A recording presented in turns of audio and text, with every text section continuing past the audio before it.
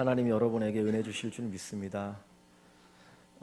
우리가 우리의 발걸음으로 이 자리에 나온 것 같지만 사실은 하나님의 손길이 여러분과 함께 했기 때문에 이 자리에 나온 줄 믿습니다. 하나님의 돕지 아니하면 결코 우리는 한 발자국도 움직일 수 없고요. 특별히 하나님의 교회는 나올 수 없습니다. 근데 하나님이 여러분을 특별히 사랑하셔서 이 자리에 나오게 하신 줄 압니다. 이 시간에 하나님의 은혜가 여러분에게 풍성히 임할 수 있기를 주님의 이름으로 먼저 간절히 축원합니다. 요나서는 4장으로 되어 있습니다. 근데 요나서를 읽어보면 3장에서 마무리되어야만 자연스럽게 여겨집니다. 그런데 왠지 부록 같은 4장이 덧붙여져 있어요. 그래서 왜 하나님께서 요나서를 3장으로 끝나지 않게 하시고 4장으로 끝나게 하실까 하는 의문을 갖게 됩니다. 이 요나는 아미떼라고 하는 사람의 아들이고 이스라엘 나라의 선지자입니다. 그런데 어느 날 하나님께서 요나에게 말씀하십니다. 야, 요나야, 너는 저 니느웨에 가서 나의 말을 선포하라. 그런데 요나는 그 하나님의 말씀을 순종하기를 원하지 않았어요. 그래서 그는 하나님의 말씀을 거절하고 욥바 항구에 내려가서 다시스, 지금으로 따지면 스페인으로 도망가려고 합니다. 근데 갔더니 마침 그 스페인 가는 배가 있어서 그 배를 타고 이제 정반대로 이제 항해를 합니다. 순항을 했습니다. 요나는 배 밑창에 내려가서 잠을 자는데 얼마 되지 않아서 갑자기 큰 풍랑이 몰아치더니 배가 뒤집힐 것 같은 난리가 납니다. 선장과 선원들이 어떻게든지 이 배를 구하려고 무거운 짐을 바다에다 던지면서까지 애를 쓰지만 요나는 거기에 관계없이 그냥 콜콜 잠을 잡니다. 사람들은 자기들의 신을 부르면서 도와달라고 외치지만 풍랑은 잠잠하지 않았습니다. 결국에는 사람들이 요나에게 찾아와서 야, 너는 누군데 잠을 자느냐? 너도 깨서 너희 신에게 기도해라. 그러나 요나는 관심을 갖지 않았습니다. 왜냐하면 그는 그냥 될 대로 되라는 생각이 있었기 때문입니다. 더 이상 어떻게 되지 않으니까 분명히 이 배에 탄 사람 가운데 문제가 있는 사람이 있다. 신의 진노를 살 만한 사람이 있으니 제비를 뽑아서 누구인가 보자. 그래갖고 모든 사람들 불러 모아놓고 선장의 주제 아래 제비를 뽑았는데 딱 요나가 걸린 겁니다. 요나, 너 누구냐? 뭐 하는 사람이냐? 그러면서 그에게 묻습니다. 그때 요나가 대답합니다. 나는 땅과 바다를 창조하신 하늘의 하나님 섬기는 사람이다. 이스라엘의 선지자다. 그런데 하나님의 말씀을 저버리고 내가 니느웨로 가지 않고 다시스로 가다 보니 이런 풍랑이 일어났다. 그러면 어떻게 하면 좋겠느냐? 나를 바다에다 던져라. 그러면 풍랑이 잔잔해질 것이다 라고 이야기합니다. 우리 같으면 하나님의 말씀을 불순종해서 이런 고난이 닥쳐오면 어떻게 합니까? 한 번만 살려주십시오. 주님 한 번 살려주시면 제가 니느웨로 가겠습니다. 그럴 겁니다. 그런데 이 요나는 그러지 않았어요. 나는 죽으면 죽었지 결코 니느웨로 가지 않겠다. 나는 그들에게 복음을 전하지 않겠다. 하나님 죽이려면 날 죽이십시오. 그것이 요나의 마음이었어요. 그래서 결국은 이 선원들이 두려운 마음을 가지고 요나를 바다에 던져버립니다. 그것으로 요나 인생이 끝났으면 좋은데 끝나지 않았습니다. 하나님께서는 그 바다 밑에서 뭔가를 준비하셨는데 큰 물고기, 아마 고래인지 모르겠습니다. 어마어마한 물고기가 딱 기다리고 있다가 바다에 떨어지는 그 요나를 덥석 물어버립니다. 그렇다면 그 뱃속에 들어간 그 요나는 당연히 얼마 되지 않아서 그 위산에 의하여 다 녹아 문드러져야 되는데, 소화가 돼야 되는데 이 요나는 그렇게 되지 않았어요. 하나님께서 그 가운데도 지켜 보호해 주시는 겁니다. 한번 여러분이 물고기 뱃속에 들어갔다고 생각해 보십시오. 캄캄한 곳에 이렇게 갇혀 있어만 해도 힘들고 어렵고 답답하지 않습니까? 그런데 물고기 뱃속에 들어갑니다. 거기 온갖 것들이 그 뱃속 안에 가득가득합니다. 더러운 냄새가 납니다. 견딜 수가 없습니다. 그런데 요나는 그 속에서 3일을 버티게 됩니다. 아마 요나는 처음에는 하나님 나 죽여라 죽여라 죽여라 그랬던 것 같아요. 그러면서 끝까지 하나님을 대항합니다. 그런데 하나님은 요나를 죽이지 않고 물고기로 하여금 그 요나를 소화시키지 못하도록 하나님 막아 주셨어요. 요나는 그 자리에서 회개하지 않았습니다. 결코 회개하지 않았습니다. 나는 그냥 죽으면 죽었지 결코 니느웨 가지 않겠다라는 것이 요나의 마음이었어요. 그런데 그 고통이 너무나 컸던지 하루 버티고 이틀 버티고 결국 3일째 그는 하나님께 무릎을 꿇습니다. 그 고난 때문에, 고통 때문에 하나님 무릎 꿇으면서 하나님, 내가 죄인입니다. 내가 하나님의 명령을 거절했습니다. 거부했습니다. 반항했습니다. 용서해 주십시오. 그리고 그는 회개의 기도를 드립니다. 그때 하나님께서 그 물고기로 하여금 요나를 육지에 토하게 하셔서 3일 만에 물고기 뱃속에서 살아나는 기적을 경험합니다. 그리고 나서 다시 한번 하나님이 요나에게 말씀합니다. 요나야, 니느웨에 가서 나의 명령을 선포하라. 그래서 요나가 이제는 하나님의 명령을 순종하기 위해서 욥바라고 하는 그곳으로부터 이제 니느웨에 복음을 전하기 위해서 갑니다. 욥바에서 니느웨까지는 약 850km 정도 되는 먼 거리입니다. 서울에서 부산까지 한 400여 킬로 되죠. 그러니까 2배 이상의 먼 거리를 그래도 하나님의 말씀에 순종하기 위해서 가는 거예요. 니느웨는 아수르라고 하는 나라의 수도입니다. 아수르는 그 당시에 최고의 강대국이었습니다. 그러나 그 사람들은 좀 잔인했어요. 지금의 이라크에 해당되어지는 나라인데 이라크 사람들이 조금 호전적이잖아요. 그러니까 그 후손들이거든요.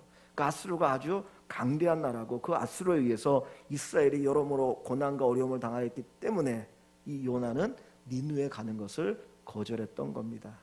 그런데 그가 니느웨에 도착했습니다. 니느웨 성은 큰 성입니다. 그 당시에 니느웨만큼 큰 성이 없었는데 성경에 보면 3일 길을 걸어야만 되는 성이라고 했습니다. 지금 우리가 살고 있는 이 서울과 비교하면 뭐 아주 작은 성이겠죠. 그러나 그 당시에는 어마어마한 성입니다. 그 둘레가 약 98km가 됩니다. 그러니까 하루에 30km를 걷는다고 하면 3일을 걸어야만 성 한 바퀴를 도는 그런 넓은 성이었거든요. 그런데 3장에 보면 요나는 그곳에 가서 하나님의 명령을 선포하는데 3일, 기본적으로 3일은 돌아야 되는데 요나는 딱 하루만 돕니다. 40일이 지나면 이 성이 무너지리라. 다른 이야기도 하지 않았어요. 그냥 하나님이 너희를 심판할 것이다. 그 이야기만 하루 돌면서 선포하고 그 다음 나몰라라 그러고 나자빠집니다. 그런데 놀라운 일이 일어나는 거예요. 우리 같으면 그 말을 듣고 무슨 변화가 있겠습니까? 제 친한 친구 목사님이 같이 공부했던 목사님이 영동에 가면 노방전도를 합니다. 그 여러분들이 노방전도를 하는데 등에다가 이런 현수막을 딱 붙이고 예수천국 불신지옥, 학교 다닐 때부터 등에다가 예수천국 불신지옥 써붙이고 다녔던 목사님이거든요. 중국말로 영어로 일본말로 써붙이고 다니고 큰 현수막을 장대다 걸고 써붙여 놨는데 그거 보고 회개하는 사람이 몇 사람이나 될까요? 그런데 니느웨에서는 요나가 예수천국 불신지옥도 외치지 않고 하나님이 40일이 지나면 이 성을 멸하리라 그냥 돌아다니면서 그것만 선포했는데 거기에 기적이 일어납니다. 그 메시지를 들었던 사람들이 회개하기 시작하는 거예요. 자기들의 평상복을 벗고 상을 당할 때 아니면 슬픈 일을 당할 때 입는 베옷을 입고 금식하면서 죄를 덮어쓰고 기도하고 회개합니다. 눈물 흘려 회개합니다. 그 이야기가 그 니느웨에 살고 있던 왕, 아수르의 왕에게 들려집니다. 이 아수르 왕은 조금도 부족함이 없는 사람이죠. 신적인 존재죠. 근데 백성들의 그 이야기를 듣고 나서 이 왕이 자기의 왕복을 벗어버립니다. 그리고 그도 베옷을 입고 회개를 하는데 명령을 내리는 거예요. 이제부터는 모든 사람들이 다 금식하며 회개하라.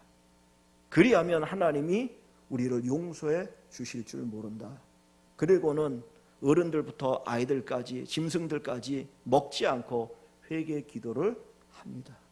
그 모습을 하늘에 계신 하나님이 보시고 그들에게 내리기로 했던 재앙을 멈춰 버리십니다. 그것이 1장부터 3장까지의 이야기예요. 요나서는 어떻게 보면 1장에서 3장까지 딱 결말이 되어지면 완성적인 내용이라고 생각할 수 있어요. 그런데 4장을 덧붙여서 하나님이 오늘 우리에게 던져주고 계십니다. 4장의 내용은 어떤 겁니까? 요나가 그 광경을 봤어요. 백성들이 회개하니까 하나님이 재앙을 내리지 않은 그 모습을 보고 선지자인 요나가 하나님께 불평하기 시작합니다. 그래서 4장 1절에는 이렇게 시작하죠. 요나가 매우 싫어하고 성내며 여호와께 기도하여 이르되. 여러분, 이것이 성낼 일입니까?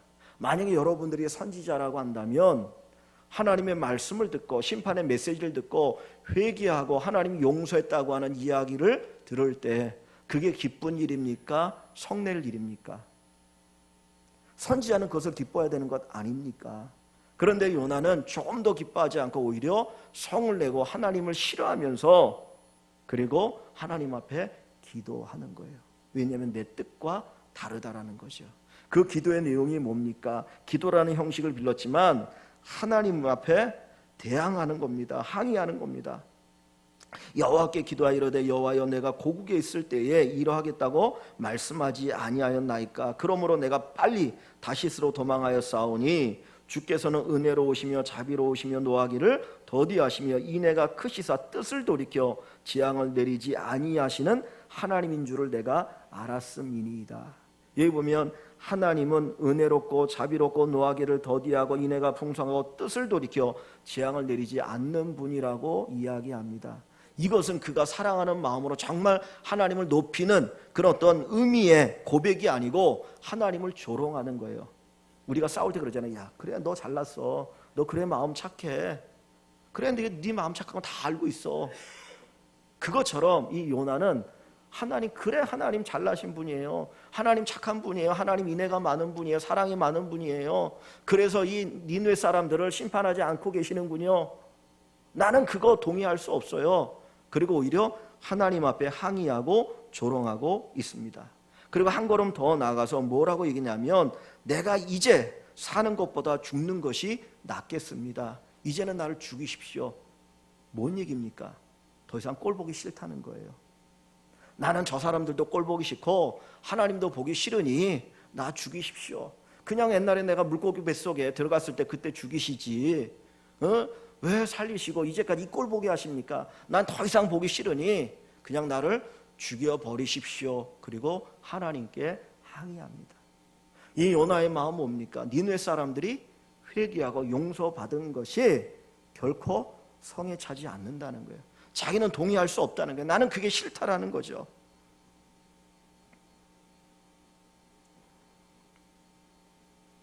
하나님께서는 이런 요나를 타일러 보십니다.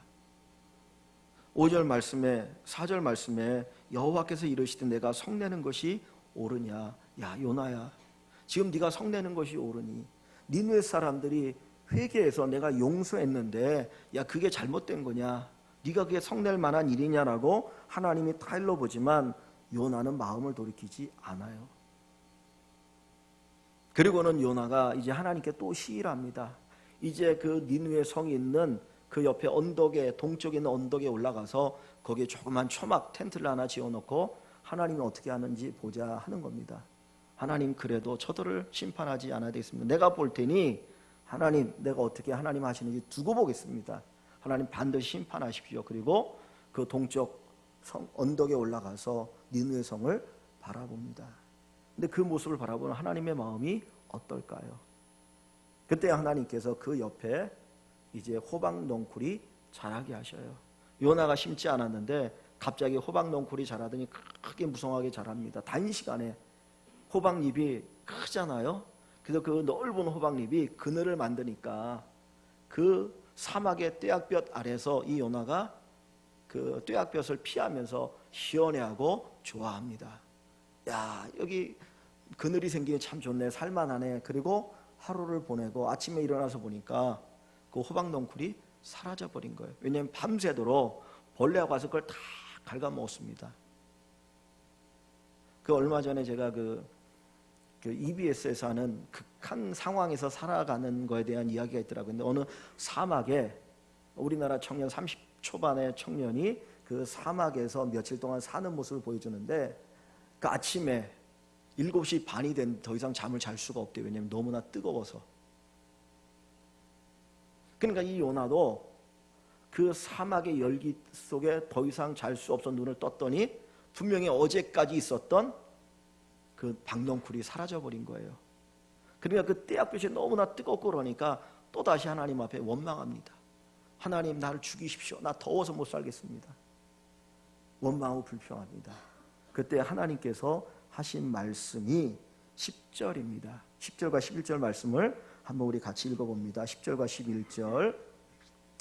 여호와께서 이르시되 내가 수고도 아니하였고 재배도 아니하였고 하룻밤에 났다가 하룻밤에 말라버린 이 박넝쿨을 아꼈거든 하물며 이 큰 성읍 니느웨에는 좌우를 분별하지 못하는 자가 12만여 명이요 가축도 많이 있나니 내가 어찌 아끼지 아니하겠느냐 하시니라.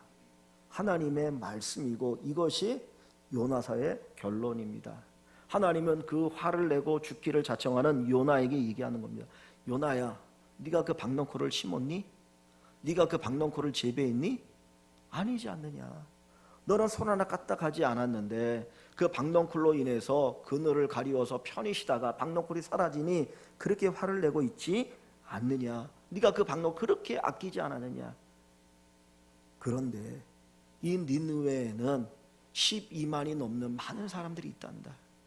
그들은 하나님을 알지 못하고 영적으로 어둡기 때문에 뭐가 선이고 악인지 몰라서 악을 행하고 그 멸망할 상황에 처했는데 내가 그들을 아끼는 것이 합당하지 않느냐. 그것이 하나님의 말씀입니다. 하나님께서는 뭘 얘기하고 싶은 겁니까? 영적으로 어두운 자들, 하나님 알지 못해서 죄를 범하는 그들이 회개하고 용서받는 것이 옳은 것 아니냐라고 말씀하고 있는 겁니다. 이 요나서 4장의 말씀을 통해서 하나님이 정말 말씀하고자 하는 것은 하나님의 관심은 아수르 사람들이 회개하는 것에도 있지만 더 큰 하나님의 관심은 요나가 변하는 거예요. 요나가 달라지는 겁니다. 이 요나는 어떤 사람입니까? 요나는 자기 의에 사로잡혀 있던 사람이에요. 나는 거룩하고 나는 의롭고 나는 위대한 사람이고 하나님의 선택받은 사람이다. 그러나 저들은 죄인이고 악한 자들이기에 반드시 심판받아야 된다라고 하는 그런 자기 의에 사로잡혀 있던 그 요나를 하나님은 바꾸시기 위해서 니느웨로 보내셨고 이 일을 행하셨다라는 거죠. 하나님께서 니느웨 선지자를 보낼 때 요나밖에 없습니까? 나는 죽어도 니느웨 가서 복음을 전하지 않겠다라고 도망갔던 요나이라면 저는 그런 요나 보내지 않습니다. 그 이스라엘에도 요나보다 훨씬 하나님 앞에 순종적이고 진실되고 착한 선지자들과 하나님의 사람들이 많이 있지 않습니까? 그들 가운데 한 사람 택해서 야, 너 니느웨 가라. 가서 선포해라. 그러면 아마 그 사람 더욱더 열심히 했을 겁니다. 그런데 이 요나는 그 죽음의 어떤 그 고비를 넘기면서 하나님의 어떤 능력을 경험했으면서도 그 니느웨 가서 딱 하루 선포했던 사람이거든요. 하나님 모르셨을까요? 알아요. 그럼에도 불구하고 왜 하나님이 그 요나를 니느웨로 보내십니까? 오직 한 가지 목적인 거예요. 그 요나를 바꾸고 변화시키기 위해서. 하나님은 그 요나를 변화시키고 싶은 거예요. 그 요나를 새롭게 하고 싶은 거예요. 그 요나가 새 사람이 되어지고 정말 하나님의 마음을 품는 선지자가 되기를 너무너무 원하셔서 그 요나를 니느웨로 보내고 계시는 겁니다. 교회가 2016년도에 또 하나님이 일꾼들을 세웁니다. 하나님께서 여러분들의 직분을 주셨습니다. 또 여러분들에게 사역과 사명을 주셨습니다. 어떤 분들은 그것들을 받을 때에 정말 기쁨과 감사함으로 어떻게 나 같은 죄인에게 이런 직분을 주시다니, 이런 사명을 주시다니 감사합니다라고 받는 사람이 있는가 하면, 또 어떤 분들은 또 내가 해야 돼? 난 안 했으면 좋겠는데 힘든데, 그런 사람이 혹 있을지 몰라요.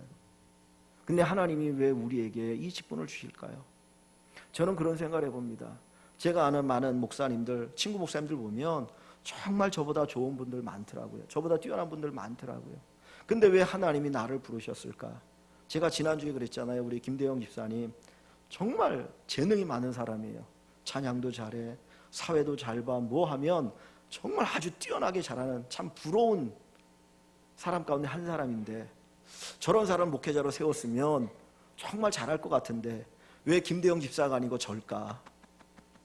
에? 나를 바꾸시기 위해서. 내가 목사가 안 되면 아마 어딘가 도망갈 것 같아가지고 하나님이 야, 너 여기 하는 게 네가 너에게 복이야. 저는 고등학교 졸업하고 대학 가면 진짜 실컷 놀고 싶었어요. 고등학교 3학년 때 학교에서 자력수 시키는데 얼마나 자력수를 시키냐면 화장실도 못 가게 하려고 복도에다 소변통을 갖다 놓고 소변 마르는 사람 거기 가서 소변 보라고. 그러니까 그게 너무너무들 싫어가지고 학교 졸업하면 학교를 향해서 소변도 안 보겠다라고, 그렇게 많은 친구들이 있고 대학 가면 정말 실컷 놀겠다고. 근데 하나님이 다 콧 깨가지고 딱 신학하게 하고 목회하게 하시더라고요.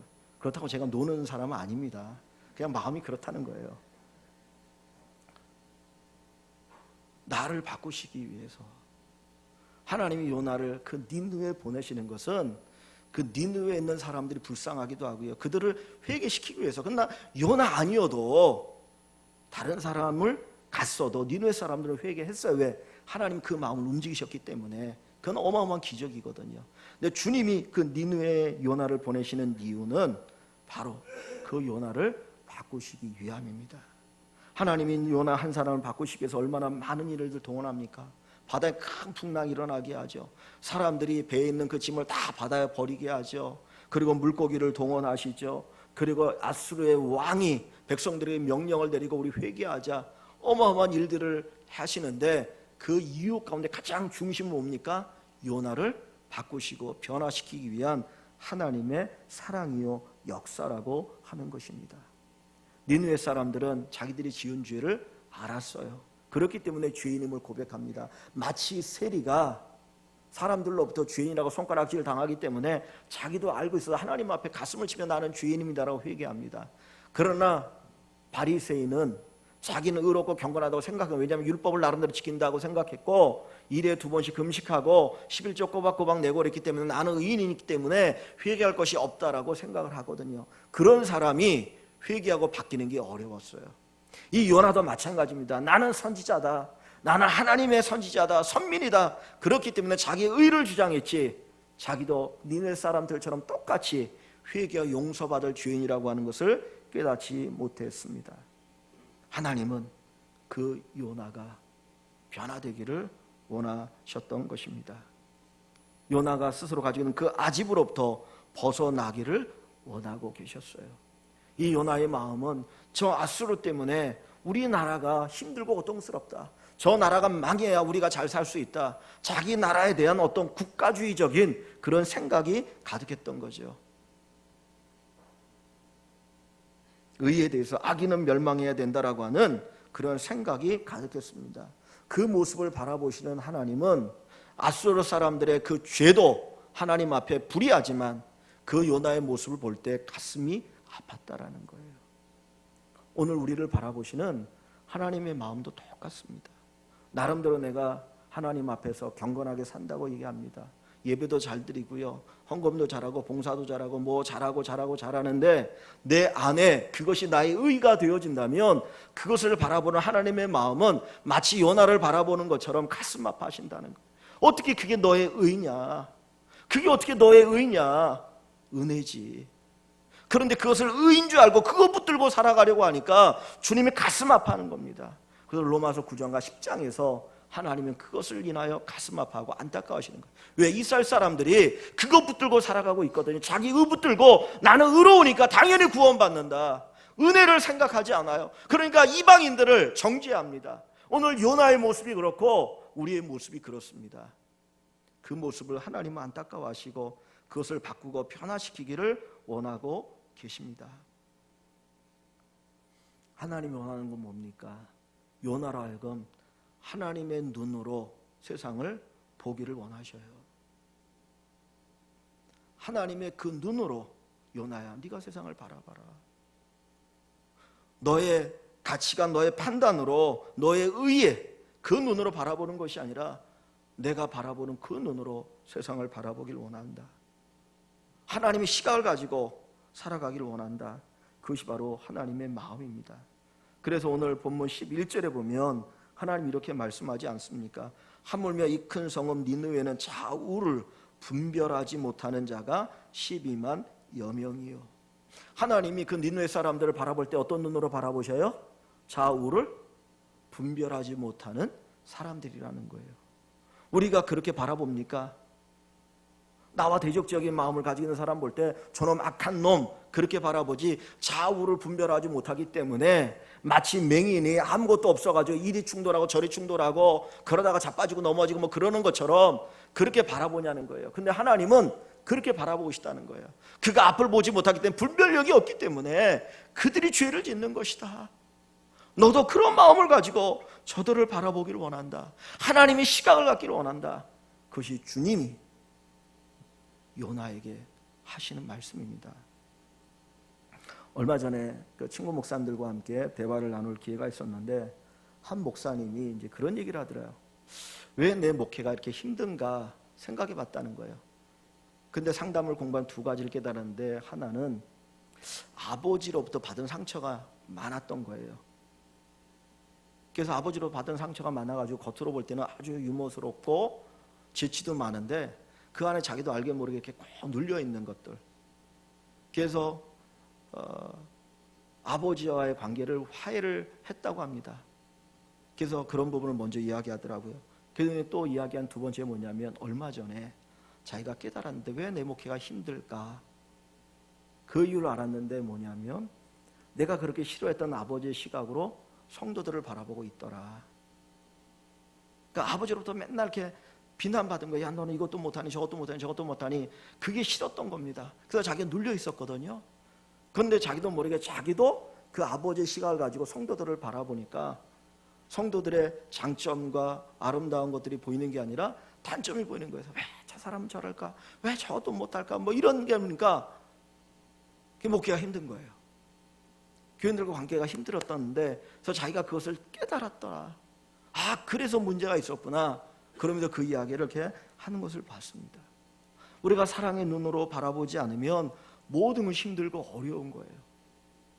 인간관계가 참 힘들다고 하는데 그 이유가 뭡니까? 사람 분명히 장점도 있고 단점도 있거든요. 근데 우리는 자꾸 단점을 크게 봅니다. 확대해 봅니다. 그러다 보니까 인간관계가 힘들고 고통스럽거든요. 근데 하나님께서 말씀하는 것은 그 눈이 아니라 나의 눈으로 바라봐라. 나의 시각으로 바라봐라. 사랑의 눈으로 바라보라고 말씀하고 계십니다. 그래서 그 요나의 눈을 바꾸기 위해서, 시각을 바꾸기 위해서 하나님은 어마어마한 일을 행하셨고 그것들을 동원하셨고 결국 그 요나의 눈을 바꾸기를 원하고 계신 겁니다. 우리가 우리 마음에 미움과 원망과 분노가 있으면 결코 행복하지 않습니다. 그런데 우리 마음에 사랑이 있고 자비가 있고 용서의 마음이 있게 되어지면 우리는 환경과 관계없이 우리는 행복하게 되어지고 하나님의 기쁨을 누리며 살아가게 됩니다. 하나님은 요나가 바로 이런 기쁨을 누리며 살기를 원하고 싶으셨습니다. 하나님은 요나가 진짜 선지자가 되기를 원했던 거예요. 그는 선지자로 부름받았지만 아직 뭔가 부족한, 아직 채워지지 않는 선지자였기에 그 요나를 진짜 선지자, 하나님의 사랑으로 외치고 하나님의 사랑으로 전하고 하나님의 사랑으로 사역하는 그런 선지자를 만들고 싶었던 것입니다. 여러분, 우리가 하나님께 받는 은혜 가운데 최고의 은혜가 무엇일까요? 그것은 우리가 부자가 되고 높은 자리에 오르고 외적인 환경이 뭔가 바뀌는 것이 아니고 정말 최고의 은총은 하나님의 마음을 갖고 사랑하는 겁니다.